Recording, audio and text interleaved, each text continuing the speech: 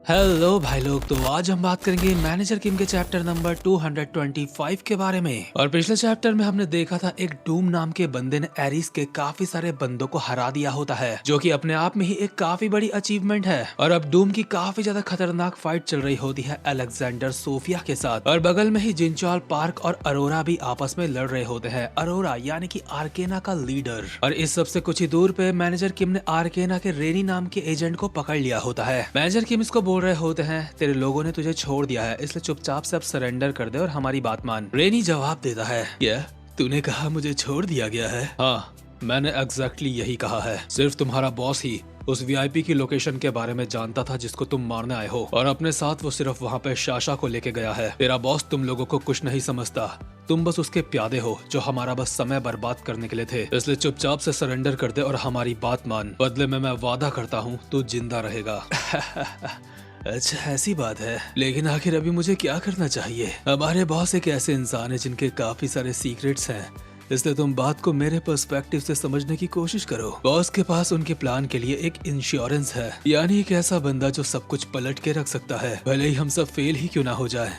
लेकिन वो ऐसा नहीं है, इसलिए हमारे बॉस ने हमें बड़ी ही आसानी से पीछे छोड़ दिया, क्योंकि उनके साथ वो है। और ऑब्वियसली अभी ये बात कर रहा है डूम की। इसके बाद सीन शिफ्ट होता है और हम थोड़ा सा पुराना सीन देखते हैं, जब डैसिक और चैंगशू अपने पैरों पे खड़े थे। आर्केना के बोल्ट को हराने के बाद ये दोनों अभी जा रहे होते हैं, और डैसिक कॉल पे बात करते हुए कहता है, जी मेरा काम यहाँ पे पूरा हो चुका है। मैंने अलग अलग देशों के सिक्योरिटी टीमों से भी बात करी है, जिससे हमारी ताकत आगे काफी ज्यादा बढ़ जाएगी। और अभी हम जा रहे हैं चीफ कमांडर की लोकेशन में। और यार सच बताऊं, ना जाने क्यों डैसिक मुझे मीठा लगता है। शायद मैं गलत भी हो सकता हूँ, लेकिन लगता है तो लगता है। खैर, डैसिक और चैंगशू जब जिनचॉल की तरफ जा रहे होते हैं, इतने में ही इन दोनों के सामने आ जाता है डूम, और चौड़े में इन दोनों के सामने खड़ा होके कहता है, तुम लोग एरिस से हो, मैंने सही कहा ना? और देखो, डूम इनके सामने आ चुका है, तो इन दोनों को तो तुम धप्पा ही समझो। इसलिए चैप्टर में भी हमें दिखाया नहीं जाता कि इन दोनों की तुड़ाई कैसे हुई, बट इसके अगले सीन में हम देखते हैं एल्बर्ट और सैंटियागो को। एल्बर्ट डैसिक लोगों से कांटेक्ट करने की कोशिश कर रहा होता है, लेकिन उसके लिए काफी ज्यादा हैरानी वाली बात होती है कि डैसिक की तरफ से कोई जवाब नहीं आ रहा है। और जिस सिस्टम में अभी ये टाइपिंग कर रहा होता है, अचानक से ही वो पूरा सिस्टम पलट जाता है। और इसका मतलब यही है कि यहाँ पे डूम आ चुका है, जो कि यहाँ की चीजों को उठा के फेंक रहा होता है, जिससे सैंटियागो और एल्बर्ट भी अभी हवा में लहरा रहे होते हैं। ये एक तरीके का सरप्राइज अटैक होता है, लेकिन एल्बर्ट भी काफी अच्छा फाइटर है, इसलिए खुद को शांत करते हुए एक जगह पे रुकता है। लेकिन इतने में ही देखता है डूम उसके सामने से आ रहा है, जिसने यहीं पास से एक लोहे की रॉड तोड़ ली है। एल्बर्ट उसको देख के कहता है,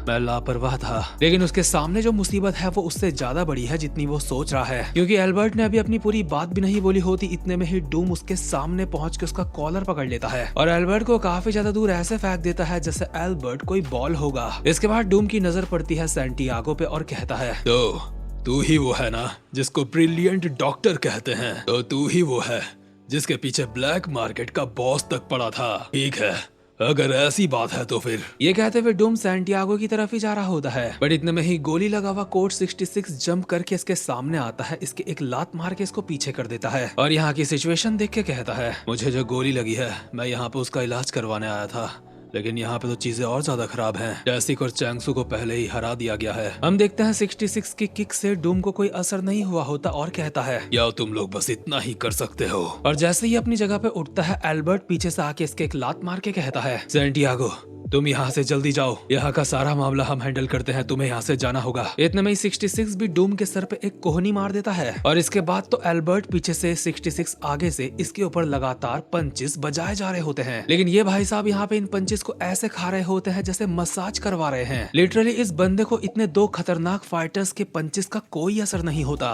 और इन दोनों को कहता है, बस करो, मैं इस मिशन को कभी भी नहीं करना चाहता था, और ना ही कभी ऐसी बेकार सी फाइट करने में मेरी कोई दिलचस्पी थी। सच में तुम में से सिर्फ एक सिविलियन है और दूसरा बंदा पहले से ही पूरी तरीके से जख्मी है। ऐसी चीजें देख के मेरा मूड खराब हो रहा है, तुम मुझसे ऐसे लड़ोगे? और साथ ही में ये अपने मन में भी बोल रहा होता है, मैं कभी भी एक एजेंट या फिर किलर नहीं रहा, लेकिन फिर भी अगर ऐसे लोग अंत तक मुझसे फाइट करना चाहते हैं तो मैं मना नहीं करूंगा, लेकिन उस आदमी से मैं एक बार दोबारा मिलना चाहता हूँ, मैं एक बार दोबारा उससे फाइट करना चाहता हूँ। और अभी ये जिसके बारे में सोच रहा है ऑब्वियसली वो होगा सैम डैक, जिसको ये एक टक्कर का दुश्मन समझता है। खैर इसके बाद तो मानवा वालों ने भी दिखाना जरूरी नहीं समझा कि इसने एल्बर्ट और 66 का कुत्ता कैसे बनाया, क्योंकि इसके बाद हम आते हैं प्रेजेंट मोमेंट में, जहाँ पे इसकी फाइट सोफिया अलेक्जेंडर से चल रही होती है। सोफिया इसके लगातार काफी सारे खतरनाक पंचेस बजाए जा रही होती है और सोफिया के एक एक अटैक ऐसे होते हैं जैसे किसी के ऊपर मिसाइल मार दी हो। और एक ऐसी ही मिसाइल अभी इसके मुंह पे पड़ने वाली होती है, लेकिन फिर भी इसके फेस पे स्माइल होती है और कहता है, तुम सच में अपने नाम पे खरी उतरी हो अलेक्जेंडर। और इसके अगले ही पल सोफिया का मुक्का इसके मुंह पे पड़ता है। बट एक बात तो पक्की है, सोफिया के साथ पंगे करके इसको मजा आ रहा है। दूसरी तरफ अरोरा और जिनचॉल के पंगे चल रहे होते हैं। जिनचॉल अरोरा की तरफ आके कहता है, चला अब हमारी बारी है, आजा तुझे मैं अपनी एक एबिलिटी दिखाता हूँ। अरोरा को पता होता है जिनचॉल उसकी तरफ एक हमला मारने वाला है, इसलिए वो बचने के लिए तैयार होता है। लेकिन जब इसके मुंह पे मुक्का पड़ता है तो इसको समझ नहीं आता कि ये बच क्यों नहीं पाया। और मेरे ख्याल से यही जिनचॉल की एक एबिलिटी है कि वो ऐसा कर सकता है। इसके बाद अरोरा के एक और पंच पड़ता है और वो उड़ता हुआ दूर जाता है। जैसे तैसे खुद को स्टेबल करके अपने मन में कहता है, अजीब बात है, मैंने उसके हमले को आता हुआ देख लिया था, लेकिन उसके बावजूद भी मैं बच नहीं पाया। ये सिर्फ काफी ज्यादा फास्ट नहीं है, इसके पीछे कोई और भी वजह है। आखिर वो क्या है जो मुझे दिखाई नहीं दे रहा। लेकिन जिनचॉल खुद ही इसकी तरफ आके कहता है, तू काफी क्यूरियस लगता है, क्या सच में तू जानना चाहता है तू मेरे हमले से बच क्यों नहीं पाया? इसका जवाब एकदम सिंपल सा है, Because I am the strongest। और अरोरा की ठुड्डी में एक और बढ़िया सा पंच पड़ता है। इसके बाद पेट पे फिर मुंह पे लगातार ऐसे करके इसके पड़े जा रहे होते हैं। और इतना ज्यादा खर्चा पानी जब अरोरा को मिल रहा होता है तो अपने मन में कहता है हैरान होके, मैं ठीक से सांस भी नहीं ले पा रहा हूँ, ये एक अलग ही लेवल का बंदा है, नामुमकिन, क्या मैं यहाँ पे हारने वाला हूँ? और इन्हीं बातों के साथ ही अपनी लाइफ के एक फ्लैशबैक में चला जाता है। यानी कि जब ये एक छोटा बच्चा था और कुछ लोग इसको बोल रहे थे तो यही वो बच्चा है जो एशिया से है। लेकिन छोटा अरोरा इनको बताता है कि मैं अमेरिका से हूँ। शायद से यहीं से अरोरा की शुरुआत हुई होगी एजेंट बनने की। लेकिन जिनचॉल के मुक्कों के साथ ये फ्लैशबैक से वापस आता है। जिनचॉल अब भी इसके बुरी तरीके से मुक्के मारते हुए कहता है, क्या हुआ, पुरानी यादें और इमोशंस सामने आ गए तेरे? और ये बोलते हुए भी जिनचॉल रुक नहीं रहा है, वो लगातार इसको फोड़े जा रहा है। इतनी मार खाने के बाद अरोरा अपने घुटनों में आ चुका होता है और अपने मन में कहता है, इसकी ताकत किसी भी लॉजिक को फेल कर सकती है। तो ये है असली चेहरा chief commander of Aris Jinchol Park का। लेकिन यार हम अरोरा को भी हल्के में नहीं ले सकते इतनी ज्यादा मार खाते हुए। उसने जिनचॉल की कमर में एक चाकू घोप दिया था, जो कि ना हम ठीक से देख पाए ना ही जिनचॉल। इसलिए जिनचॉल कहता है, जरा देखो तो, जब मैं तेरा कुत्ता बना रहा था तो तूने मेरी कमर में चाकू मार दिया। हाँ। अरोरा वापस से जिनचॉल के ऊपर हमला करने के लिए आगे बढ़ता है और कहता है, मैंने तुझे कहा था मुझे हल्के में मत ले। इसी के साथ जिनचॉल का सीक्यूसी कुछ सेकंड के लिए एक्टिवेट हो गया था और कहता है, मुझे पता है तुझे हल्के में नहीं लेना चाहिए, इसलिए आजा सीरियसली फाइट करते हैं। और सिर्फ इतना कहते ही जिनचॉल ने ना जाने कैसे और कब इसके पेट के साइड में खतरनाक सा मुक्का बजा दिया होता है, जो दिखता ही नहीं कि कब पड़ा। अरोरा के मुंह से खून निकल रहा होता है और वो यही सोच रहा होता है कि मतलब पता कैसे नहीं चलता मुझे कि ये मारता कब है मुझे। और हाँ, जिस तरीके से जिनचॉल ने अभी इसको मारा है, मैं श्योर नहीं हूँ कि जिनचॉल ने सीक्यूसी का इस्तेमाल करा या किसी और चीज का, बट जो भी था कुछ खतरनाक ही था। जिनचॉल कहता है, तूने जो करा है उसके लिए मैं तुझसे थोड़ा सा गुस्सा हूँ, तुझे क्या लगता है तू मुझे हैंडल कर पाएगा? और अरोरा के पेट में एक लात पड़ती है और वो दोबारा से दूर जाके गिरता है। और इतनी ज्यादा सर्विसिंग के बाद अरोरा अपने मन में ये मान लेता है कि अरोरा इस पागल को नहीं हरा सकता, क्योंकि जिनचॉल जब अरोरा के सामने होता है उसे ऐसा महसूस होता है कि एक बहुत बड़ी दीवार उसके सामने है जिसको वो कभी पार नहीं कर सकता। और इन दोनों की स्ट्रेंथ के बीच में जो गैप है वो इतना बड़ा है कि उसको नापा भी नहीं जा सकता। इसलिए अरोरा को कंफर्म हो चुका होता है अगर वो यहाँ पे रुका तो वो पिटेगा। लेकिन दूसरी तरफ डूम अपनी तरफ से काफी बढ़िया फाइट कर रहा होता है सोफिया से। और अरोरा जो अब यहाँ से भागने की सोच रहा है, जिनचॉल उसको कहता है, तो अब यहाँ से भागने की सोच रहा है ना? लेकिन आखिर तू कब तक इस तरीके से भागता रहेगा? क्या तेरे अंदर कोई आत्मसम्मान नाम की चीज नहीं? एक जासूस के लिए आत्मसम्मान नाम की चीज मायने नहीं रखती है। लेकिन तुझे ये समझ नहीं आएगा कि एक एजेंट की लाइफ कैसी होती है। मैंने सही कहा ना, एक एजेंट को अंत में जिंदा रहने के लिए एक कायर बनना ही होता है। अपने देश के लिए हमें खुद को बदलना होता है। एक एजेंट वो होता है जो अपनी जिंदगी को हमेशा खून से रंगने के लिए तैयार होता है। और तूने मुझसे क्या कहा था?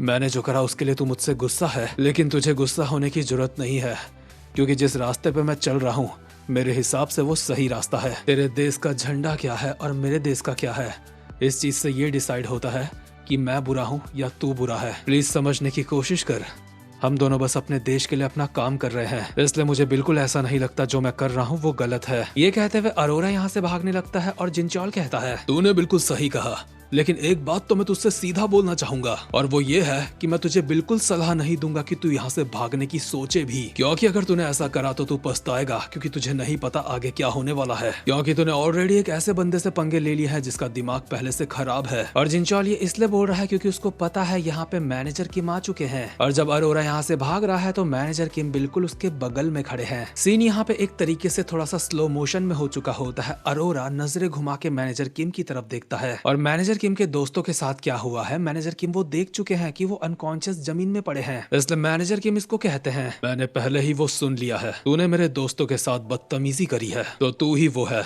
जिसने ये करा है ना। मतलब कि मैनेजर किम को पता है कि इसने ही कोड 66 के गोली मारी थी, और जब बात मैनेजर किम की फैमिली की या फिर फ्रेंड्स की होती है तो मैनेजर किम ये कभी नहीं देखते कि उनका दुश्मन कौन है। इसी के साथ ये चैप्टर यहीं पे खत्म होता है, लेकिन वीडियो नहीं, एंड मैं आपसे कुछ कहना चाहता हूँ, क्योंकि तो यार काफी सारे लोग बोल रहे थे कि वायरल हिट मानवा का नेक्स्ट पार्ट मैं कब अपलोड करूंगा। तो अपडेट ये है कि उसके ऊपर काम चल रहा है, वीडियो जल्दी ही आ जाएगी कुछ दिनों में। लेकिन कमाल की बात यह है कि अभी हमारी एनिमे कम्युनिटी में वायरल हिट मानवा रियलिटी में चल रही है, इसलिए जब तक मेरी वीडियो नहीं आती तब तक आप वो देख सकते हो। और सिर्फ मेरी वायरल हिट मानवा वाली ऑडियंस से कहना चाहूंगा, एनिमे कम्युनिटी में जो रियल वायरल हिट चल रही है उसको एनालाइज करो और समझो क्या सही है क्या गलत है। आप सब अपने भाई लोगों को इसलिए ये कह रहा हूँ, नहीं तो कभी ना कहता, कि हमेशा किसी भी कंट्रोवर्सी को मॉरल वैल्यूज की नजरों से देखने की कोशिश करा करो। फॉर एग्जाम्पल, अगर कल के दिन मुझे कोई क्रिएटर गलत लगता है तो एक वीडियो बना के लाखों लोगों के सामने मैं उसे गंदी गंदी गालियां, बिल्कुल बहुत ही गंदी गालियां ऐसे कभी नहीं दूंगा। जो गलत है उसे गलत बोलो, जो सही है उसको सही बोलो, लेकिन अपनी लिमिट्स इतनी भी क्रॉस मत कर दो कि सामने वाला खुद को लटका ले और तुम बन जाओ लुकिसम के गन पार्क जिससे डैनियल जेल में मिलने आता है। खैर जो समझ गया अच्छी बात है, जो नहीं समझा वो भी अच्छी बात है। अब मैं मिलूंगा आपसे अपनी नेक्स्ट वीडियो में, तब तक के लिए गुड बाय।